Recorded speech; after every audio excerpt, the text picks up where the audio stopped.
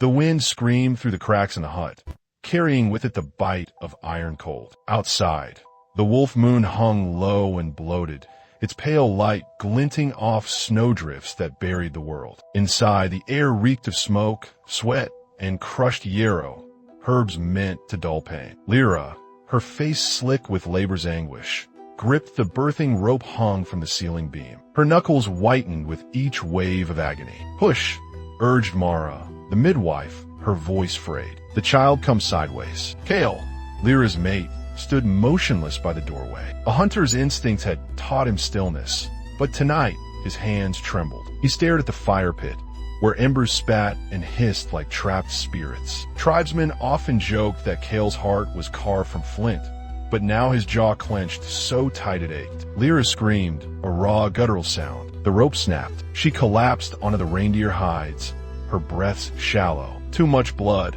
Mara muttered, pressing moss soaked in juniper brew against Lyra's thighs. The child, a final heave, and the baby slid into Mara's hands. Silent. "Blue. No, Lida Raspith." She reached weakly, her fingers brushing the tiny, lifeless body. Mara rubbed the infant's chest with snow, willing breath into its lungs. Seconds stretched into eternity. Then, a cough, a wail. The sound was thin, reedy but alive. "Son," Mara said, wrapping the boy in fox fur. Lyra smiled, her eyes glazing. "Arin," she whispered, the name of her own brother, taken by fever 3 winters past. Her hand fell slack. Kale staggered forward. He knelt, pressing his forehead to Lyra's. Her skin was already cooling. The baby squirmed between them, his cries sharpening. Outside, wolves howled, their voices threading through the storm. By dawn, the village knew. Women came first, bearing lichen bread and birch bark poultices Kale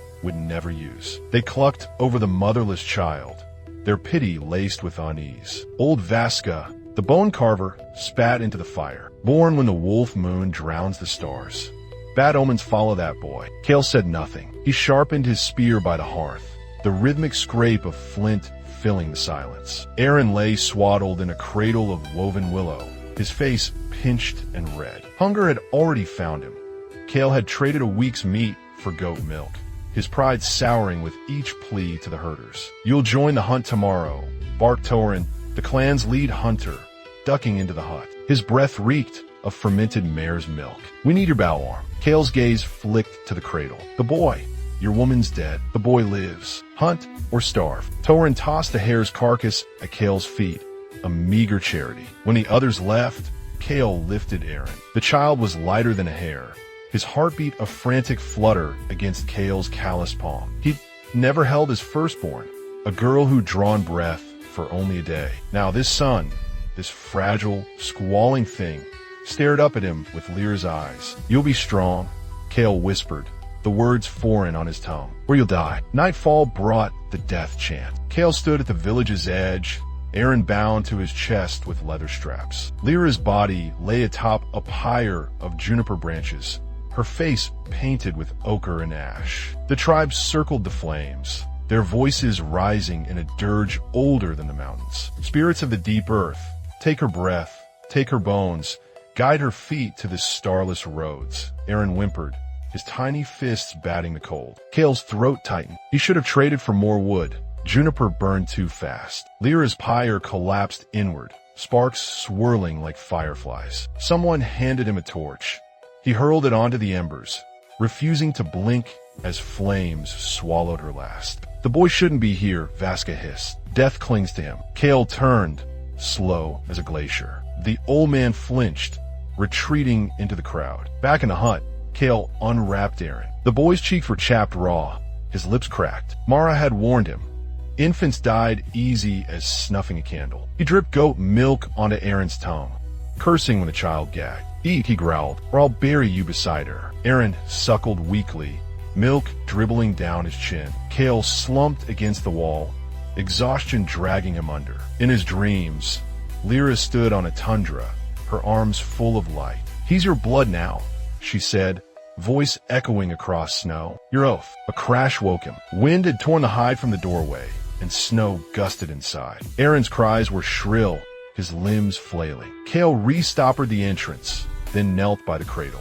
Quiet, he muttered, rocking the willow frame. You'll learn quiet. But the boy wailed on, his voice piercing the endless white night.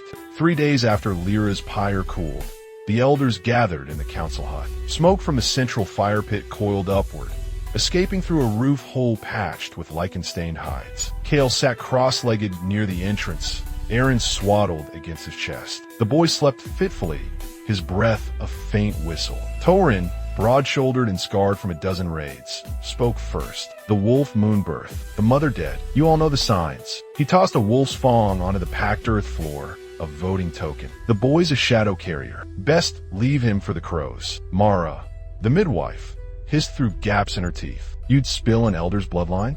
Kale's father led this tribe when you were pissing in snowbanks. Torin, she threw down a dried yarrow stalk, symbolizing life. Old Vaska leaned forward, his bone necklace clattering. The child didn't cry for 3 breaths. That's his soul hesitating. If the spirits don't want him, why should we?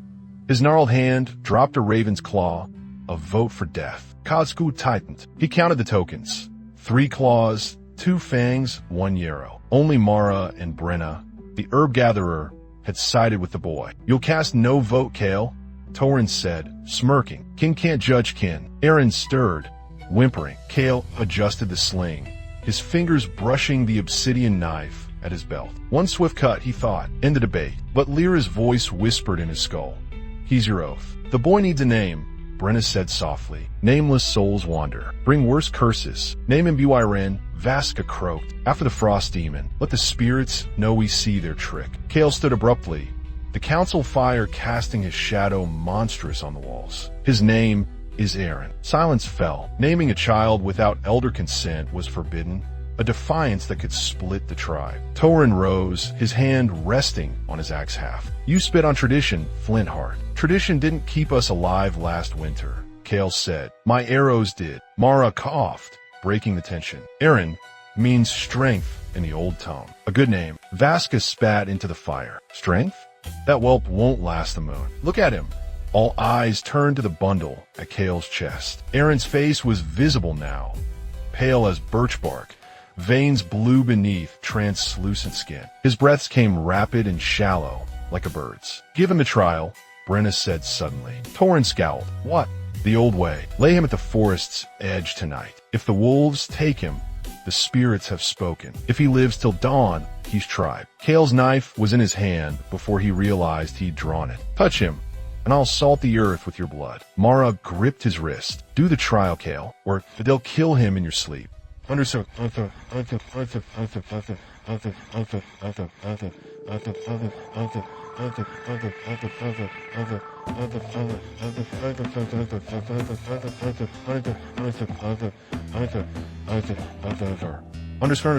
Underscore at dusk.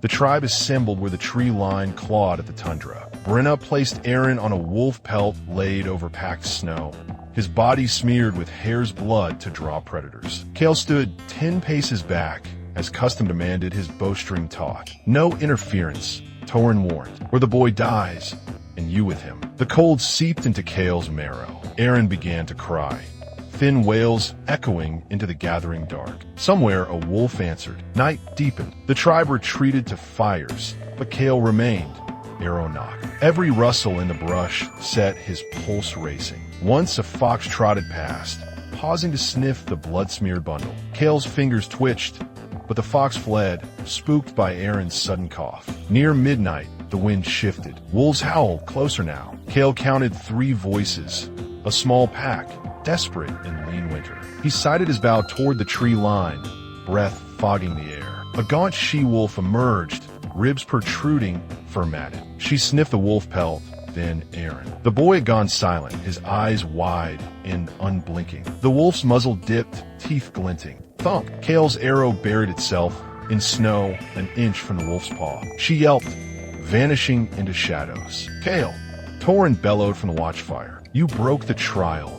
I aimed wide, Kale shouted back. No law against that. Torin stormed toward him, but Brenna intervened. The wolf didn't take the child. Dawn's close. The trial holds. When the first sunbeam gilded the snow, Arin still breathed. His tiny hands were frost-whitened, but he lived. The spirits are fickle.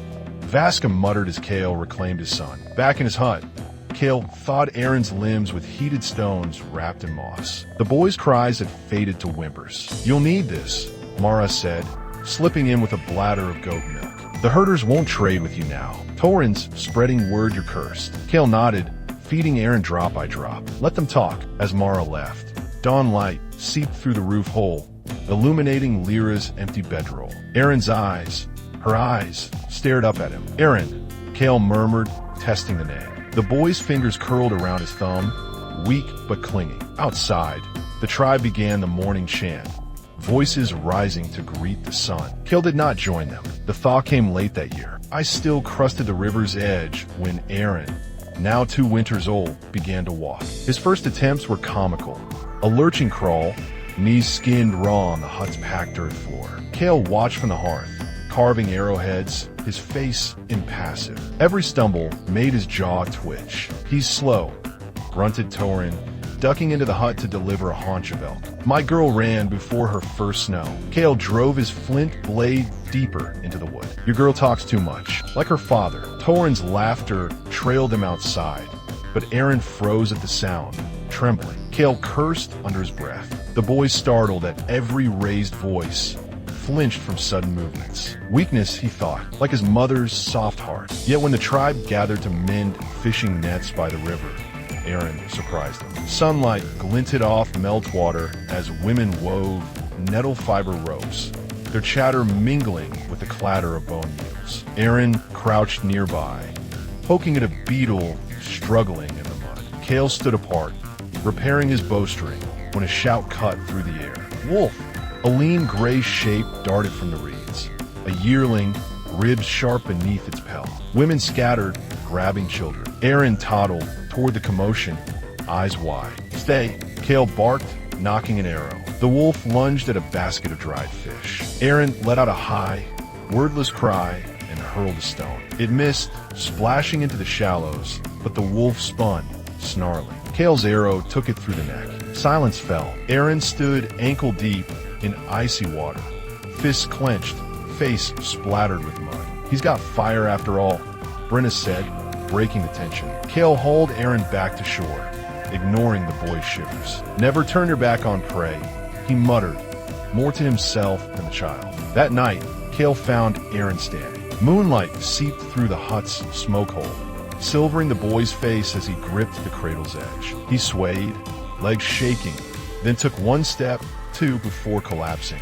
Kale pretended not to notice, but when Arin tried again, whimpering with effort, he rose. "Here." Kale knelt, arms outstretched. Arin stared, distrustful. They rarely touched outside, feeding or bundling against cold. "Cool." The boy lurched forward, fingers brushing Kale's calloused palms before he fell. Kale caught him, the child's heartbeat frantic against his chest. Arin reeked of sour milk and wood smoke, alive and fragile. Again, Kale ordered, setting him upright. By the next full moon, Arin followed him everywhere. Kale hunted ptarmigan in the frost-bitten meadows.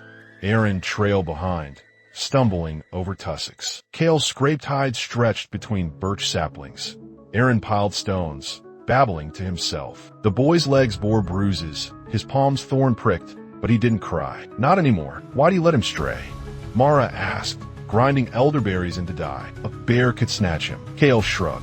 Better that than coddled. But when Arin vanished during a mist-drenched dawn, Kale's composure cracked. He found the boy at the birthing hut, now sagging under snowmelt rot. Arin crouched in the doorway, tracing finger smears in the ash-strewn floor. Out Kale growled. Arin ignored him, patting the ground where Lyra's bedroll had lain. A rusted birthing knife lay half-buried in debris.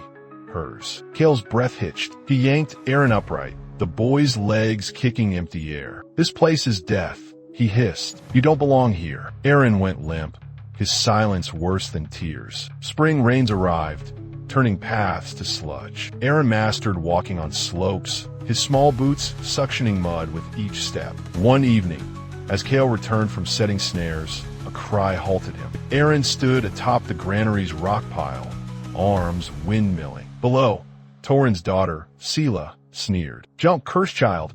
Fly like your demon kin." Kale's blood iced. Before he could move, Arin leaped, not toward the taunting girl, but but at the adjacent midden heap. He face-planted in rotting fish guts, then scrambled up, stinking but unhurt. Sela gagged, retreating. "Fool," Kale said, hauling Arin away. But later, scrubbing the boy in the river, he noticed something. Arin's mouth twitched, almost a smile. When the first geese arrowed north, Arin ran, true running, legs pumping, arms slicing air as he chased a stray chicken through the village. Women paused their weaving stare. Vasca muttered about unnatural vigor, but Kale watched from the shadows, a strange pride tightening his throat. That night, he dreamt of Lyra. She stood knee-deep in a summer meadow, Arin sprinting toward her, laughing. Kale woke to the boy's knees digging into his ribs. Arin had crawled onto his palate, something he'd never dared before. Kale didn't push him away. The third winter stole the village's breath. It began with silence. No howling winds, no creaking trees. Frost painted the world glass white, sealing rivers and choking the last autumn berries in their stems. By the time the first child died, old Vasca's granddaughter, her cries fading to whimpers at dawn, the tribe's bellies had shriveled to fists. Kale's hunts yielded little. The caribou herds had vanished, and snow hares grew scarce as sunlight. Arin, 3 winters old, no longer asked for food. He curled by the fire pit, sucking pebbles to trick his stomach, while Lyra, 12 summers and sharp as a flint blade, boiled bark tea until the hut stank of rot. "Drink," she whispered, pressing a wooden bowl to Arin's cracked lips. He sipped, gagged. The tea tasted of mud and bitterness. "No, drink." Lyra's hands trembled, sloshing liquid onto his tunic. Her collarbones jutted like broken wings. Kale returned at dusk, his boots crusted with ice. A scrawny ptarmigan dangled from his belt, its neck snapped. "Last one," he muttered, skinning the bird with shaking hands. Lyra divided the meat.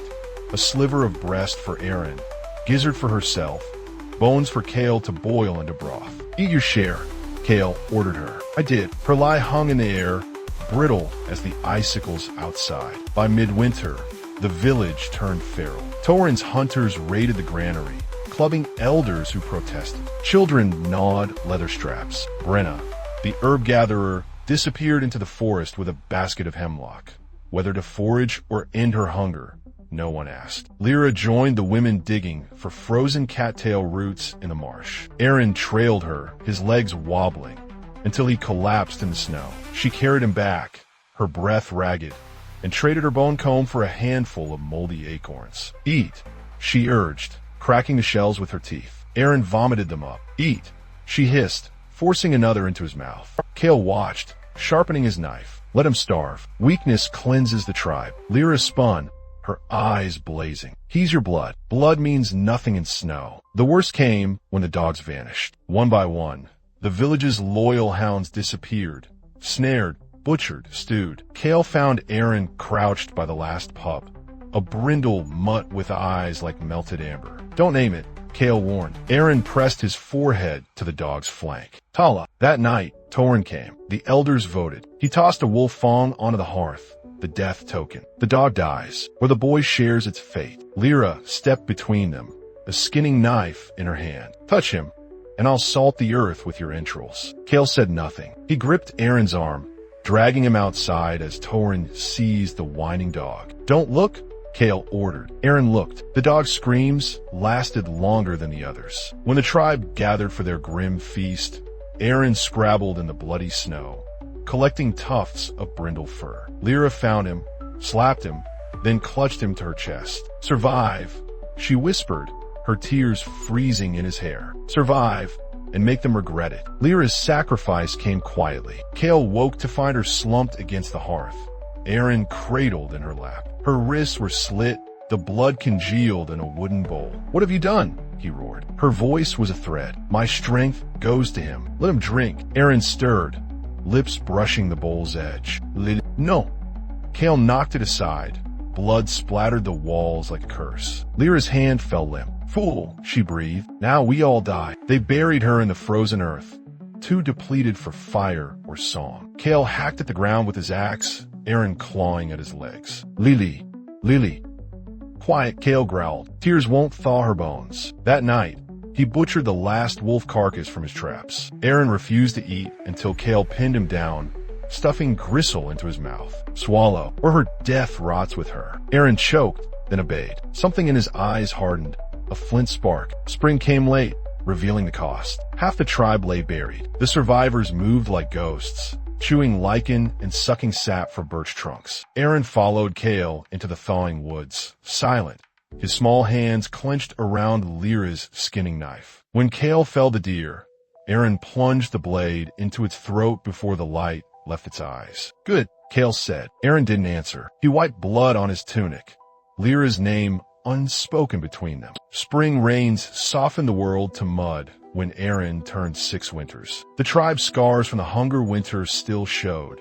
Huts unrepaired, laughter rare, but the earth breathed again. Crocuses pierced frost-rimed soil, and the fur salmon runs churned the river silver. Yet in Kale's hut, there was no time for renewal. Again, Kale ordered, tossing a deer bone onto the hearthstones. Arin wiped snot on his sleeve, hands trembling. 3 days he'd been at this, carving a spearhead from the bone's dense shaft. His first attempt lay splintered in the fire pit.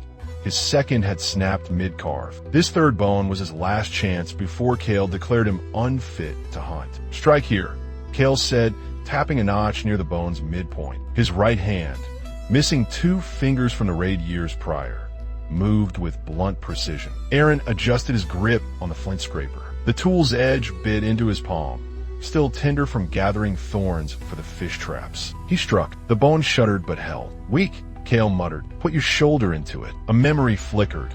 Lyra's voice, soft as down, gentle, little bear, carving his patience. Arin clenched his jaw, struck harder. The bone cracked diagonally, ruining the shaft. Kale snatched the fragments. Useless. You'd star with hands this clumsy. I'll use stone instead, Arin argued, though he knew the rules. Boys carved bone before flint, proving control. Stone's wasteful in your grip. Kale tossed him a fresh bone, this one yellowed and stinking, scavenged from a wolf-killed elk. Again, outside, the village buzzed with purpose. Women repaired fishing nets strung between birch saplings. Tauren's hunters laughed as they honed spears, their blades glinting. Arin watched them through the hut's smoke hole, his stomach growling. He hadn't eaten since dawn, Kale's punishment for yesterday's failures. Focus, Kale barked, kicking the hearthstones. Sparks spiraled upward. Arin's neck strike slipped. The flint scraper gashed his thumb, blood welling. He sucked the wound, iron tang flooding his tongue. Kale didn't look up from fletching arrows. Bleed quietly. By dusk, Arin's hands were cross-hatched with cuts, but the bone held its shape, a tapered point, rough but serviceable. Kale inspected it under firelight, grunted, and tossed it into the quenching bucket. Steam hissed. Tomorrow. Haft it, Kale said, as if praise might poison them both. But night brought complications. Arin woke to whispers. Tauren's daughter, Sela, crouched in the hut's shadows, her braids glinting with stolen firelight. At 9 winters, she'd already mastered the art of cruelty. Cursed child, she hissed, dangling a gutted mouse over Arin's face. Your spearhead's crooked, like your dead sister's teeth. Arin lunged. They rolled into the hearth, scattering embers. Sela clawed his cheek. He bit her wrist. The bone spearhead, propped by the fire pit, clattered into the flames. Kale awoke in a fury, hauling them apart. Sela fled, screeching insults. Arin scrambled to rescue the spearhead, but the bone had charred, its tip warped. Weakness draws wolves, Kale said, voice dangerously calm. He thrust a flint nodule into Arin's hands. Carve this, now. But the rule now. Flint was less forgiving than bone. Arin knelt by the river at dawn, the nodule gripped between his knees. He'd watched Kale nap, stone 100 times, the precise angle of strike, the way flakes sheared away in glassy curls. His first blow glanced off, slicing his shin. Patience. Arin startled. Brenna, the herb gatherer, stood behind him, her basket overflowing with early nettles. Though thinner since the famine, her eyes still held their hawk-like sharpness. You're holding the striker wrong. She knelt, repositioning his grip on the antler hammer. Guide the force through the stone, not against it. Arin struck again. A flake spiraled off, edges sharp enough to skin a hair. Brenna nodded. Your mother's hands. Lyra wasn't my mother. No, but she loved you like one. Brenna placed a nettle leaf on his bleeding shin. Don't let Kale carve that out of you. By midday, Arin's flint spearhead took shape. a jagged triangle, uneven but deadly. He returned to find Kale inspecting his work, face unreadable. "Haft it," Kale ordered, tossing him a shaft of ashwood. Arin bound the spear head with sinew, his fingers stiff but steady. When he finished, Kale tested the balance, then thrust it back. "Tomorrow you hunt." The test came at first light. Kale led him to a thicket where boar tracks dented the mud. Arin's spear felt alien in his hands, the flint head heavier than bone. A twig snapped. The boar emerged, a yearling tusk still short. Arin froze. "Strike!" Kale hissed. The boar charged. Arin's spear flew wide, embedding in an oak trunk. The boar veered, vanishing into brush. Kale backhanded him. Blood filled Arin's mouth. "Soft," Kale spat. "Like her." Arin retrieved his spear. The flint head had chipped, but the edge held. He wiped his face on his sleeve, smearing red. Again, Kale studied him, then nodded. That night, Arin lay awake, thumbing the spearhead's edge. His cheek throbbed, but the pain felt clean, earned. Outside, the wolf moon rose, its light filtering through the smoke hole. Somewhere in the forest, a lone wolf howled, a sound that no longer frightened him. Dawn smeared the sky blood red as the hunters gathered at the forest's edge. Arin, barely 8 winters old, clutched his flint-tipped spear, its half slick with sweat. Kale had spent weeks drilling him.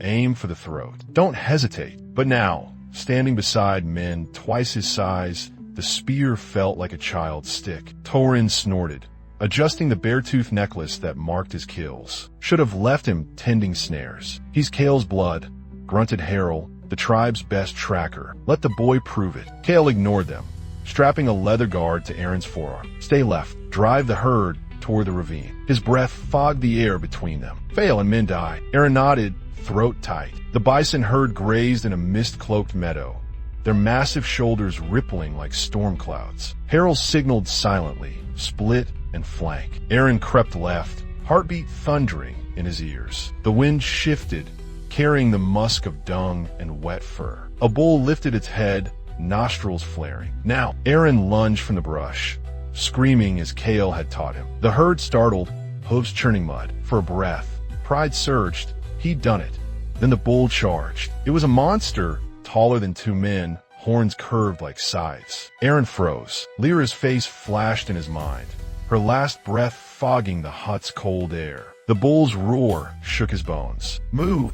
Kale's shout shattered the trance. Arin stumbled aside. The bull veered, goring Harold's thigh before crashing into the trees. The tracker's scream split the morning. Chaos erupted. Hunters converged, spears flying. Arin crouched behind a boulder, vomit burning his throat. Harold writhed in the mud, blood pooling black. Arin drove his spear into the bull's eye, cursing Arin with every thrust. When the beast fell, silence returned, heavy as a burial stone. Kale hauled Arin up by his tunic. "You held the line like a startled hare." I tried. Trying is for women and fools." Kale shoved him toward Harold. "Face what your weakness costs." Harold's leg bent wrong, bone glinting through torn flesh. Brenna knelt beside him, packing the wound with moss. Her glare struck Arin like a slap. "Fetch my yarrow pouch. Run." The tribe's scorn festered by nightfall. Around the butchering fire, Arin reenacted Arin's failure, miming a cowering child to jeers. Even the dogs avoided him, slinking away when he offered scraps. Arin hid in the smokehouse, throat raw from unshed tears. The wolf pup, scrawny and gray, with one chewed ear, nudged his hand. He'd secretly named it Ghost, after the pale streak on its chest. "Should have let the bull trample me," he whispered. Ghost licked his palm, tail thumping. Kale found him there. "Moping won't heal Harold. I didn't mean to. Meaning doesn't matter." Kale tossed a bison tendon at his feet.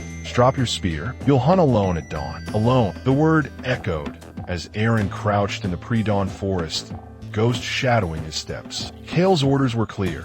Return with game or don't return. His spear felt heavier now, its flaws glaring, the haft splintered, the flint edge chipped from yesterday's panic. A rustle. Arin spun, spear raised. A young doe emerged, delicate as morning frost. She browsed birch leaves, unaware. Aim for the throat. He crept closer, footfalls silent on pine needles. The doe lifted her head, ears twitching. Arin's arms trembled. He saw Harold's mangled leg, Arin's sneer, Kale's disappointment. Ghost lunged, snapping at the doe's heels. She bolted. Arin's spear flew wild, embedding in a tree. No!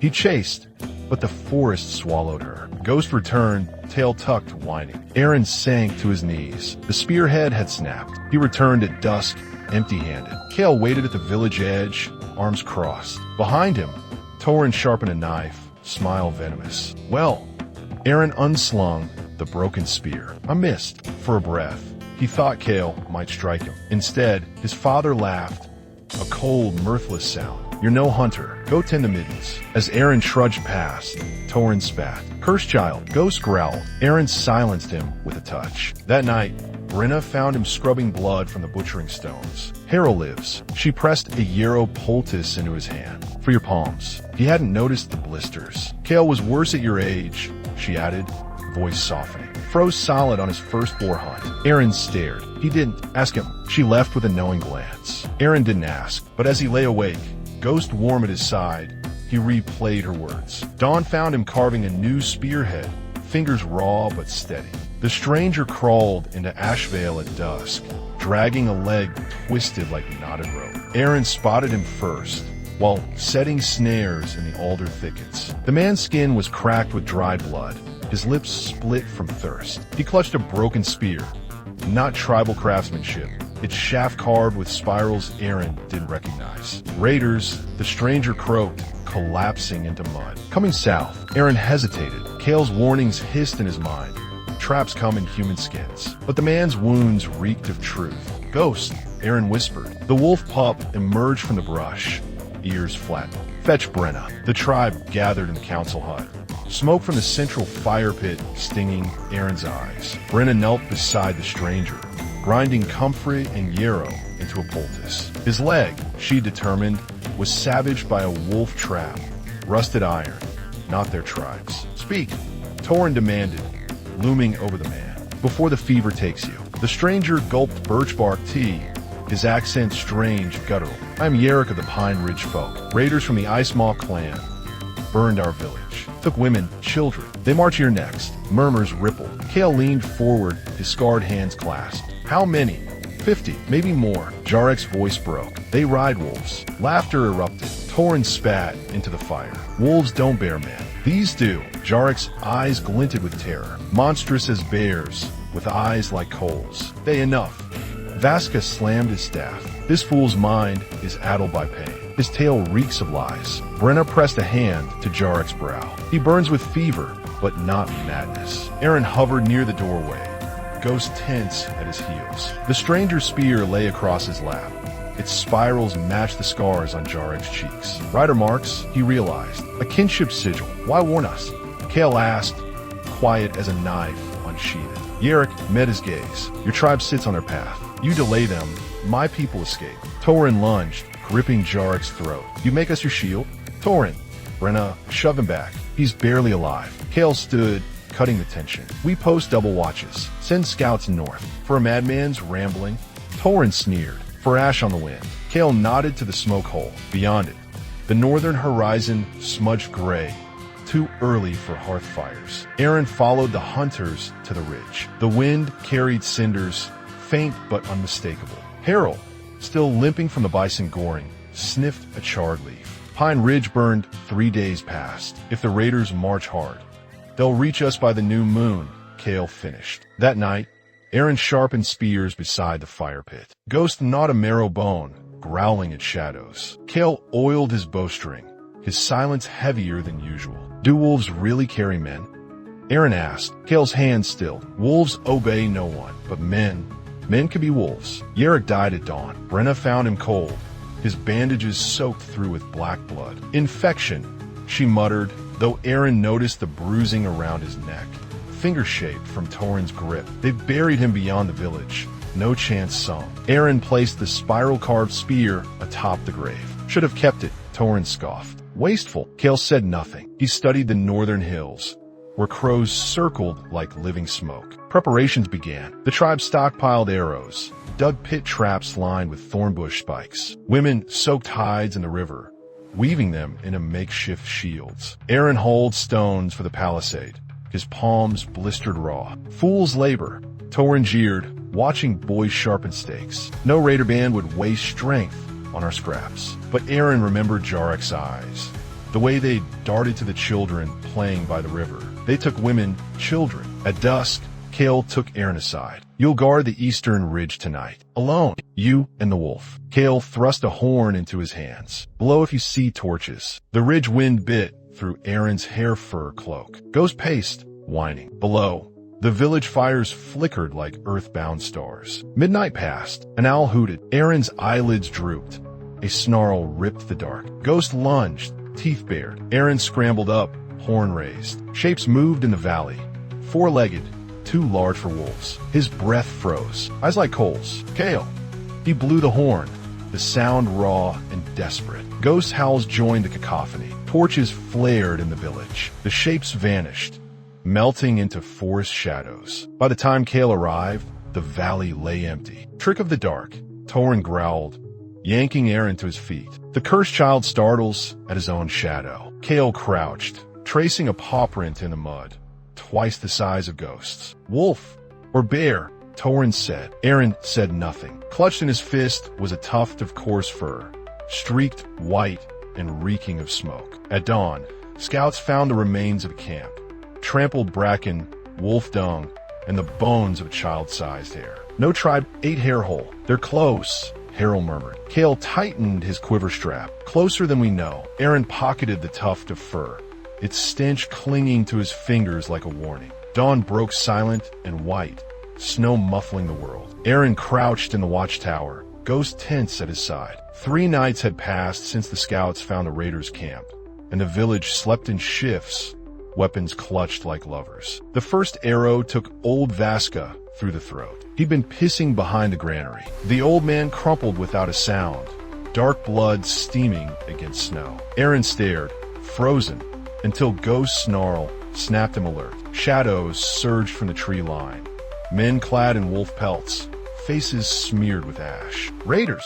Arin screamed, sounding the horn. Chaos erupted. Torin's hunters spilled from huts, bows twanging. A raider fell, clawing at the shaft in his eye. Another swung a stone axe, shattering a boy's skull. Arin scrambled down the ladder, Ghost at his heels. Kale sprinted past, tossing him a dagger. To the storehouse. Guard the grain. Arin ran. A raider lunged, reeking of rancid fat. Ghost latched onto the man's leg, buying Arin a heartbeat to dodge. He stabbed wildly, the blade skidding off leather armor. The raider backhanded him into a snowdrift, then staggered as Brenna's spear took him through the ribs. Move, she roared. The storehouse door splintered. Raiders swarmed the grain sacks, slashing them open. Arin hurled his dagger. It lodged in a man's shoulder. Ghost darted, nipping at heels, but the raiders fought like pack wolves, disciplined, ruthless. Fire, someone shouted. Smoke billowed from the council hut. Flakes of burning hide spiraled into the dawn. Arin glimpsed Kale atop the roof, bow drawn, picking off raiders with lethal calm. Then the scream. Lyra's name. Arin spun. Sela, Torin's daughter, lay pinned beneath a raider, her tunic torn. Her eyes met Arin's, wide with terror. Move. Help her. His legs locked. Ghost's sparks faded, drowned by the thud of his own pulse. The raider raised a knife. Kale's arrow took him through the neck. Arin. Kale's voice cracked like a whip. Fight or flee. Arin fled. He hid in the birthing hut, knees pulled to his chest. The reek of old blood and smoke choked him. Screams filtered through the walls, real and imagined. Lyra's face haunted the shadows, her voice a whisper. Weakness cleanses the tribe. A crash. The door burst open. Kale staggered in, clutching his left hand. Blood sheeted down his arm, 2 fingers missing. Bandages, he gasped. Arin stared. The stumps of Kale's index and middle finger glistened, bone protruding. Now! Arin ripped a strip from his tunic. Kale bound the wound with teeth and trembling fingers. Outside, the battle's tide turned. Torin's war cry echoed, followed by retreating footsteps. They're running, Arin whispered. Kale stood, swaying. Finish them. You're hurt. Hurt isn't dead. He shoved Arin toward the door. The raiders fled into the woods, trailing blood. Arin chased with the hunters, Ghost a pale streak ahead. A wounded raider, a boy no older than Arin, collapsed in the snow. Torin raised his axe. Wait.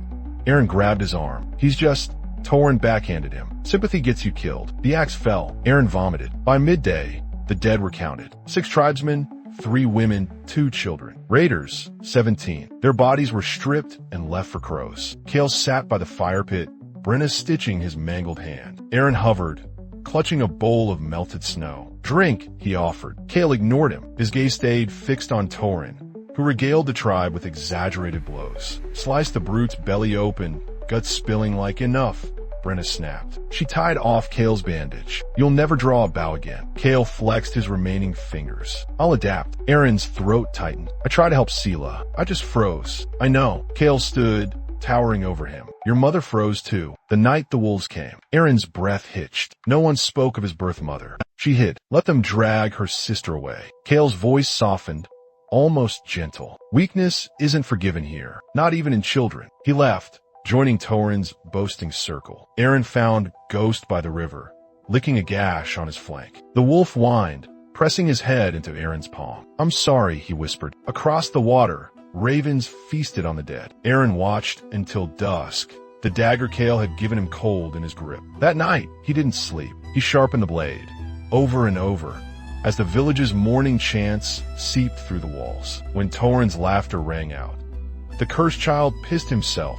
Arin didn't flinch. He carved a new notch into his spear. Dawn bled gray and cold over Ashvale. The dead lay in a ragged row outside the council hut, their faces dusted with ash to ward off vengeful spirits. Arin counted them twice, 11. His gaze lingered on the smallest shroud, a child-sized bundle wrapped in river reeds. Beside it lay Tarn's father, Jorik, his hunting spear snapped across his chest. Tarn crouched in the dirt, tracing the spear's broken haft. At 10 winters, he was already broad-shouldered like his father, but now he seemed shrunken. Arin approached, Ghost padding silently behind. "They say he took 3 raiders down," Tarn muttered. 3. Arin remembered Jorik's laugh booming across the river during salmon runs. He fought well. Fighting well doesn't unbreak a spear. Tarn snapped the shaft again, splinters embedding in his palm. Brenna called the tribe to the burial grove. The graves were shallow, the earth still iron-hard from winter. Arin dug beside Cale,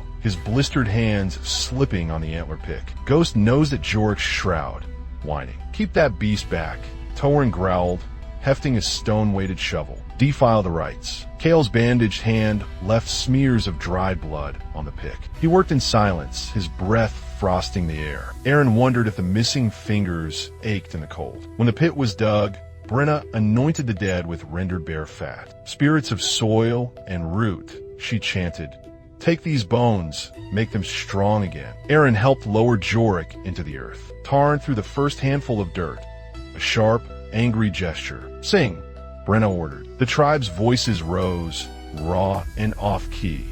"Where your breath fades, we plant the seed. Where blood soaks, we reap the weed." Arin mouthed the words, throat tight. He'd never understood the song's meaning. Now, watching Tarn's tears carve paths through the ash on his cheeks, he hated it. Afterward, the women distributed blackthorn tea, bitter but warm. Arin found Tarn sharpening a flint blade behind the smokehouse. "They'll give you his spear," Arin offered. "Once the morning moon passes." Tarn scoffed. "I don't want his spear. I want him." A gust scattered ashes from the burnt council hut. Arin thought of Lyra, her bones lost to the hunger winter's frozen ground. "They don't come back. You don't know that." Tarn slashed at a post, flint biting deep.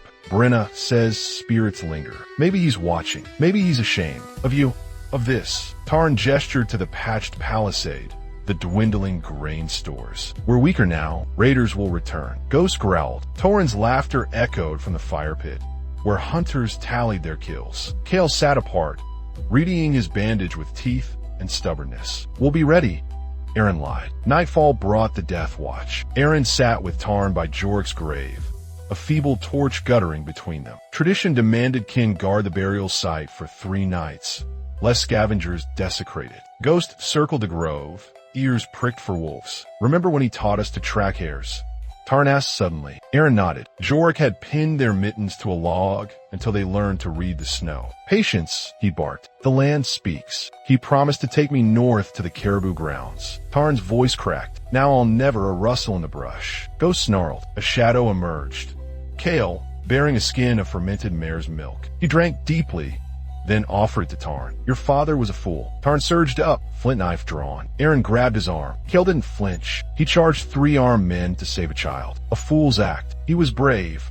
Bravery without purpose is waste. Kale tossed the skin onto Jorik's grave. Honor him by surviving. He left, his silhouette merging with the dark. The third night, ravens came. Arin woke to wings beating, black shapes mobbing Jorik's grave. He shouted, hurling stones. Ghost lunged, snapping at feathers. Tarn laughed, a jagged, broken sound, and joined the frenzy. When the birds fled, Tarn collapsed onto the dirt. They'll pick us all clean someday. Arin studied the scattered ashes, the trampled earth. Survival had always meant hunger, cold wolves. Now he saw the deeper truth. Everything they built turned to dust. We'll rebuild the palisade, he said. Deeper posts. Tarn eyed him. You sound like your father. Arin's chest tightened. He hadn't meant to. At dawn, Brenna declared the death watch ended. Arin stumbled home, legs numb. Kale sat by the hearth, honing a dagger with his maimed hand. The songs, Arin blurted. Do they help? Kale tested the blade. Songs don't fill bellies. Then why sing them?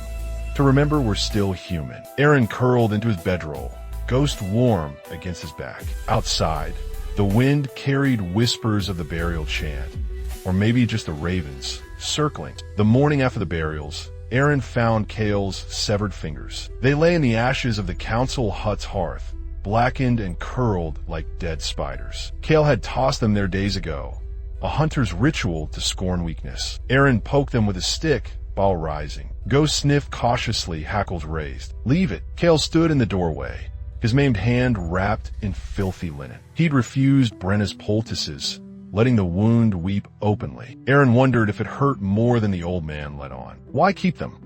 Arin asked. To remember. Kale stirred the ashes with his boot. Now fetch your bow. We hunt. The forest was a lattice of ice and shadows. Arin trailed Kale, his breath fogging the air. His father moved stiffly, favoring his uninjured side. The raid had stolen more than fingers.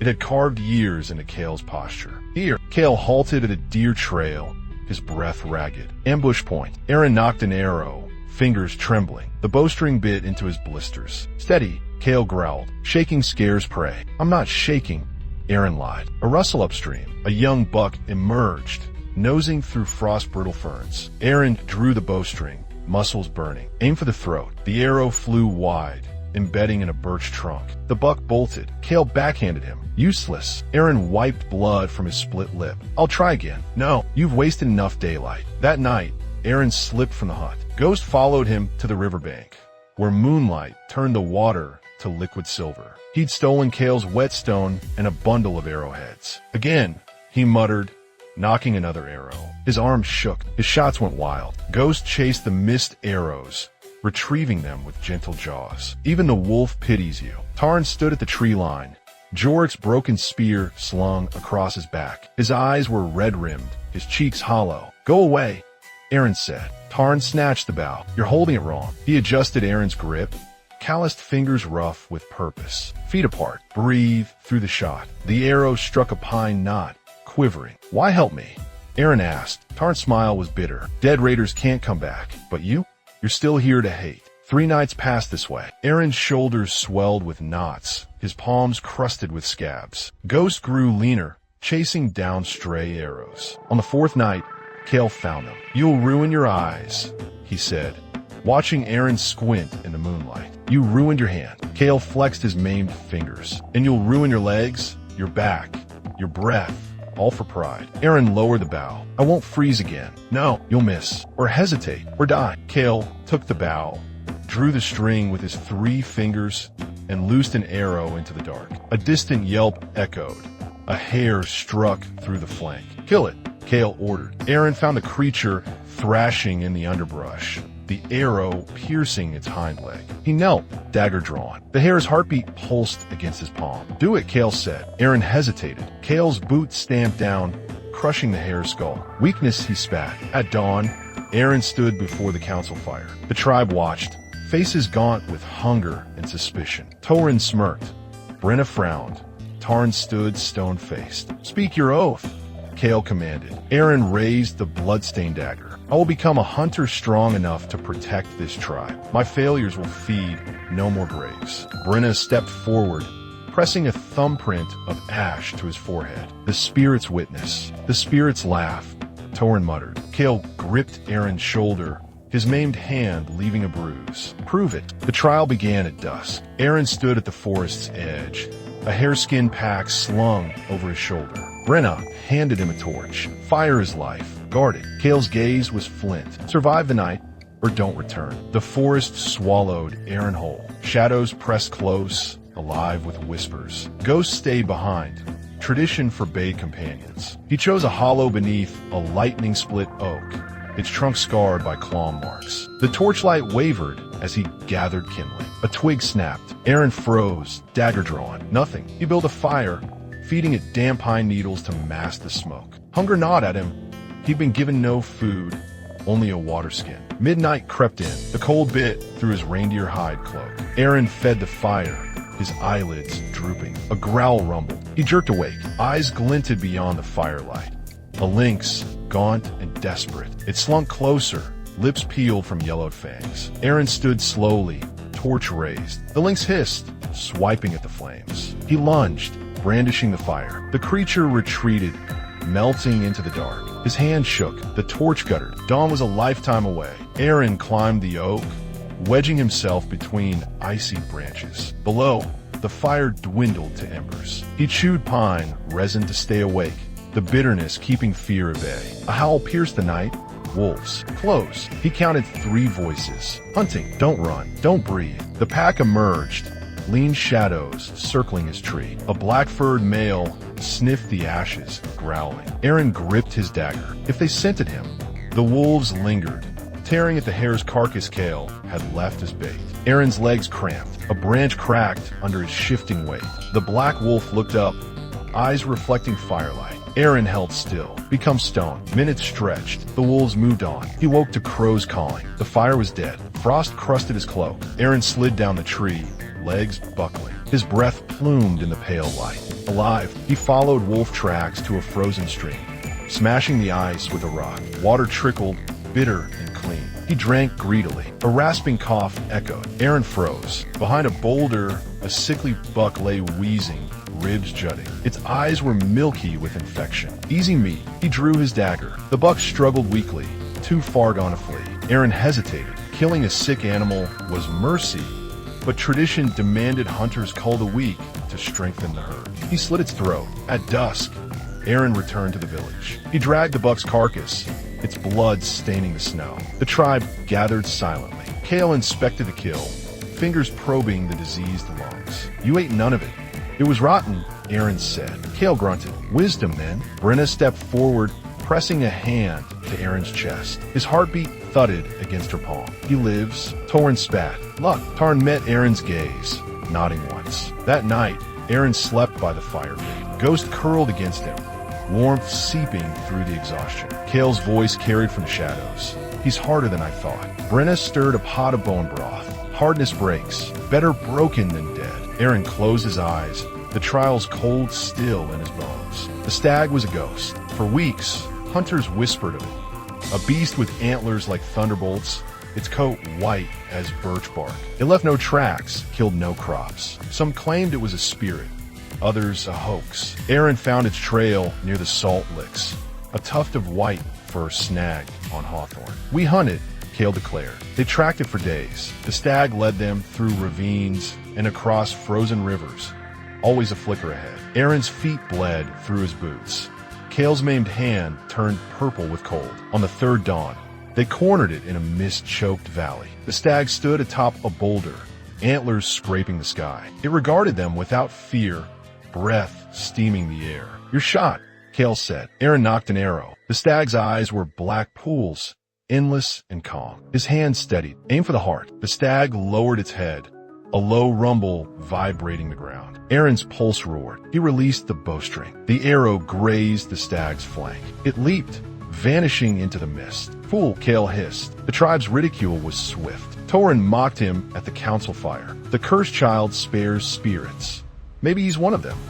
Even Tarn avoided him. Brenna alone offered a grim smile. Compassion isn't weakness. It is here, Arin muttered. He returned to the valley alone. The stag's blood marked the snow, a sparse trail. Arin followed it to a cave, its entrance veiled by icicles. Inside, the stag lay dying, its breath ragged. Arin knelt beside it. The wound was shallow, but festering. "I'm sorry," he whispered. The stag's eyes held no blame. Arin drew his dagger, hesitated, then slit its throat. He butchered it there, saving the hide and antlers. The meat he left for scavengers. That night, he presented the pelt to the council. Kale stroked the white fur. "Why hide the kill?"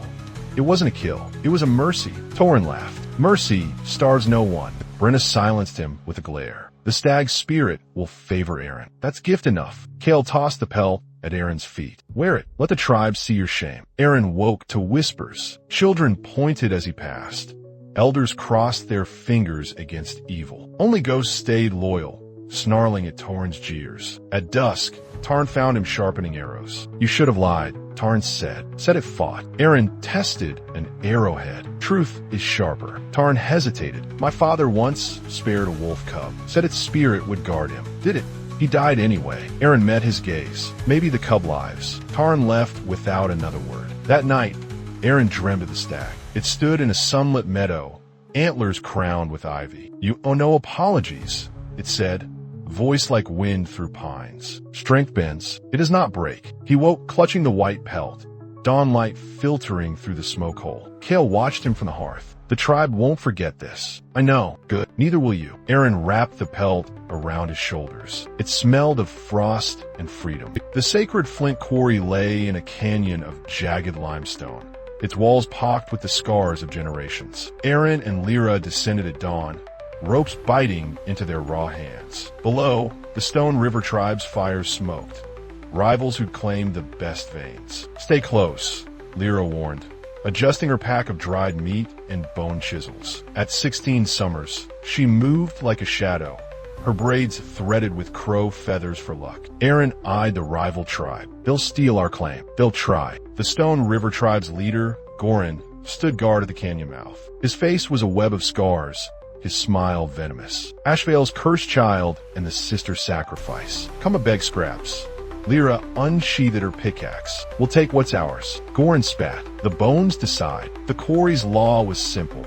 Dig where you dared, but disputes ended in blood. Arin chose a fissure near the canyon's heart, its walls glittering with black flint. Lyra wedged a lever into the rock, her muscles straining. "Hammer!" Arin swung. The stone groaned, splitting to reveal a vein of glassy flint. "Rich!" Lyra breathed. "Enough for 50 spears." A shout echoed. Gorin's men worked upstream, dislodging boulders. Lyra's eyes narrowed. "They're undermining the cliff." The ground trembled. Arin grabbed her arm as a slab of limestone sheared off, crashing into the canyon. Dust choked the air. "Run!" They scrambled as the landslide roared, Stone River hunters laughing above. Arin's foot caught in a crevice. Lyra hauled him free, her hands bleeding. "The flint!" Arin shouted. "Leave it!" They reached a cave as the avalanche buried their claim. Nightfall trapped them in the canyon. Lyra bound Arin's ankle with nettle fiber. "We'll dig out at dawn." Arin stared into the dark. "We failed." Lyra struck a spark, lighting a lichen torch. "Failure's a luxury. We survive." She carved a fox from limestone, her hands steady. "Mother taught me this, to remind us that stone endures." Arin slept fitfully, the cave's cold seeping into his bones. At dawn, they found the landslide had exposed a deeper vein, a fortune of flint hidden for centuries. Lyra grinded. The bones favor fools. They returned to Ashvale at dusk, packs heavy, Gorin's curses echoing behind them. The boar hunt was meant to redeem him. Arin led the party, Kale's white stag pelt draped over his shoulders. The beast's trail wound through marshland, its prints deep in the muck. "Stay sharp," Kale warned, his maimed hand gripping a spear. Arin's mind wandered to Lyra, her laughter in the quarry, the way she'd shielded him from falling stones. The boar charged without warning. A monster of muscle and tusks, it barreled from the reeds. Arin froze, the stag pelt slipping as he fumbled his spear. "Flank it!" Kale roared. Arin lunged left, but his foot sank in mud. The spear flew wide. The boar gored Harrel's thigh before vanishing into the brush. Harrel's scream shattered the morning. Kale didn't speak until they'd carried Harrel back. In the council hut, Brenna stanched the wound with moss. He'll limp but live. Kale backhanded Arin. You're no hunter. You're a curse. Arin's cheek burned. I'll track it again. You'll leave. Take nothing but your shame. Arin slept in the birthing hut. Ghost his only warmth. Lyra brought him lichen bread. Kale will relent. He shouldn't. She gripped his shoulders. You're not the boy who hid from wolves. Prove it. At dawn, Arin found the boar's lair. A stinking hollow beneath a lightning-scarred oak. He rigged a snare from sinew and thorn, baiting it with juniper berries. The boar returned at dusk. Arin watched from a tree, breath held as it rooted toward the trap. The snare snapped, thorns biting its hind leg. The boar screamed, thrashing. Arin leaped down, spear aimed at its heart.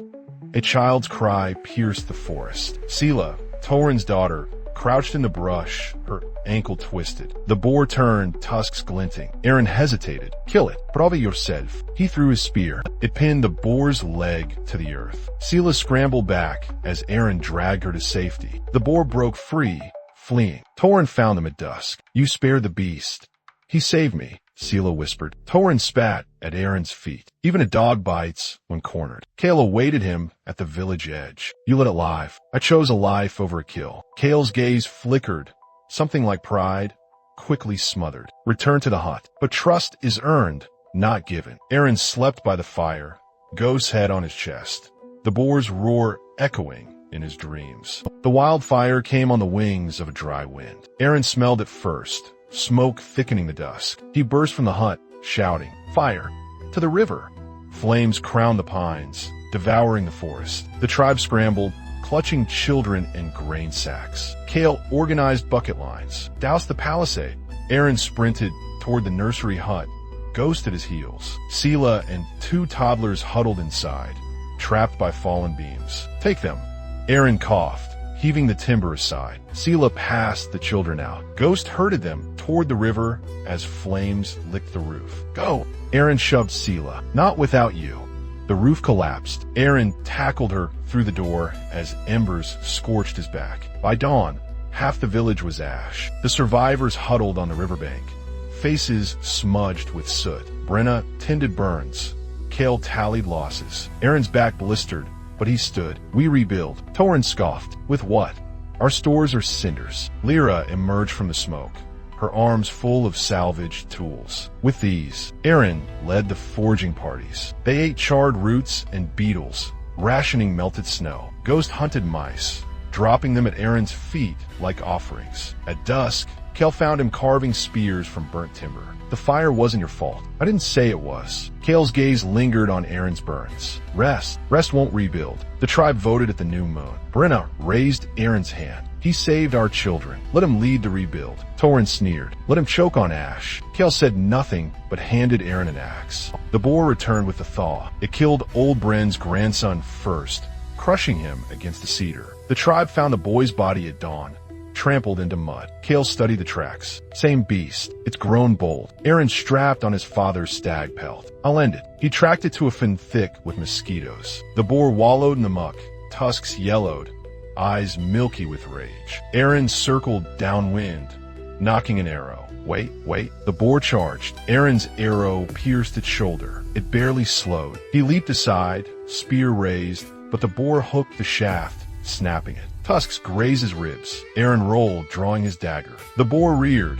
Ghost lunged, locking jaws on its ear. The boar shook him off, but Arin drove the dagger into its throat. Hot blood drenched them both. He returned at dusk, the boar's head slung over his shoulder. The tribe gathered in silence. Brenna cleansed his wounds with river water. The elders will ink your marks tonight. The tattooing hut reeked of burnt bone and elderberry dye. Kale dipped a thorn into ash ink. You choose the pain. Arin bared his chest. Do it. The thorn pricked his flesh, etching the boar's tusks across his ribs. Arin clenched his teeth, sweat dripping. Kale paused. You fought well. I fought to survive. That's all any of us do. Afterward, Arin stood before the tribe, his tattoos raw. Torin grudgingly nodded.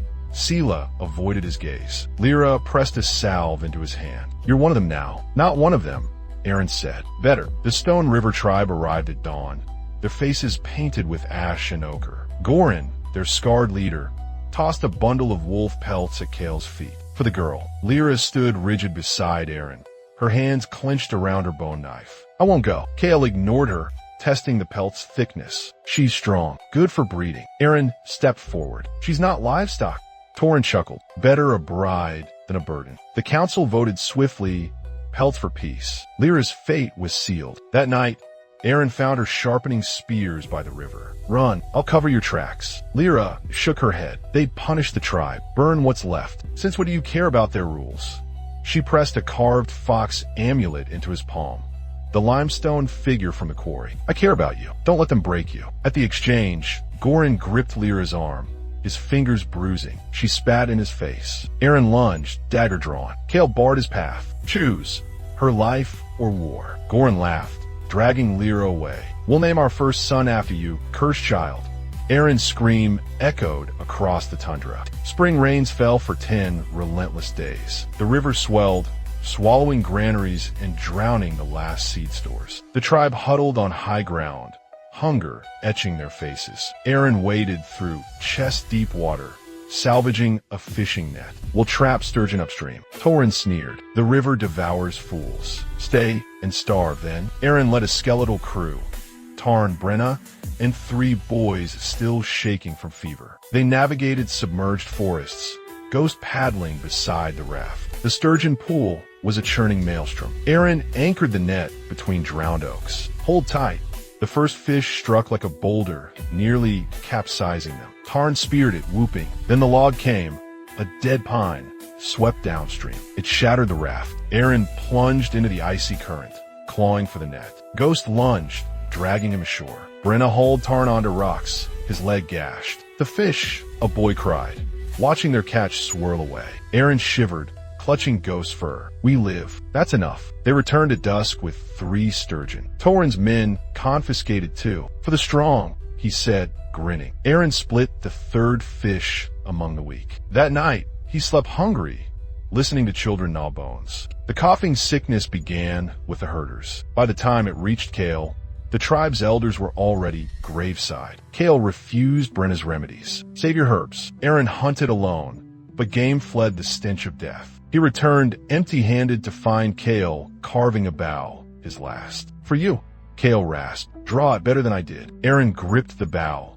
its grip stained with his father's blood. Rest. Rest is for the dead. Kale died at dawn, choking on phlegm and pride. Arin closed his eyes, feeling nothing but cold. Torin barged in, eyeing the bow. That's tribe property. Arin aimed an arrow at his chest. Try taking it. Torin left, muttering of curses. At the pyre, Brenna sang the death chant. Arin stood silent, clutching Lyra's fox amulet. Tarn approached. I'll hunt with you. Arin nodded. We leave at dawn. Arin found the pup in a trapper's snare, its howls thin with starvation. White-furred and blue-eyed, it snapped at his touch. Leave it, Tarn warned. Wolves steal souls. Arin cut the snare. Then let it steal mine. The tribe recoiled. Women crossed their fingers. Torin lobbed stones. That beast's a demon. Ghost circled the pup, growling, but relented when it nipped his tail. Brenna studied the pup's scarred muzzle. It's marked by fire. Like you, Arin named it Ember. At night, Ember curled beside him, trembling. Arin whispered of Lyra, Kale, and rivers that couldn't drown hope. One dawn, Ember vanished. Arin tracked her to the birthing hut, where she'd unearthed a cache of dried salmon, plundered by Torin. Thief! Torin raised a club. Ember lined. Tisbar. Arin intervened, taking the blow. Control your demon. Torin spat. Arin wiped blood from his brow. Or what? You'll starve us harder. The tribe watched, silent. That night, Ember brought Arin a dead hare, dropping it at his feet like an oath. He smiled for the first time in seasons. The raiders returned on a moonless night, their torches flickering like malevolent stars on the northern ridge. Arin stood atop the palisade, Ember's growl vibrating against his leg. The wolf pup had scented them first. Charcoal and rancid fat carried on the wind. Sound the horns, Arin ordered. Tarn obeyed. The bone trumpets wail, rousing the village. Women herded children into the root cellar. Hunters scrambled to their posts. Torin lingered, arms crossed. Your thorns and embers won't stop them, he sneered. Arin tightened the strap of his quiver. Then pray your cowardice does. For days, Arin had prepared. The forest's edge now bristled with walls of woven hawthorn, their spikes smeared with rotten meat to of fester wounds. Beyond them, ditches of dried brush waited for flame. Light the trenches, Arin shouted. Brenna's torch touched the first ditch. Fire roared to life, a snarling barrier between village and raiders. Hold the line. Arin knocked an arrow. The raiders charged, their war cries clashing with the fire's roar. Arin's first arrow took a man through the throat. Ember lunged, dragging down a raider who breached the thorns. Fall back, Arin signaled. The hunters retreated, luring raiders into the killing maze. Torin refused to yield ground. I don't take orders from cursed children.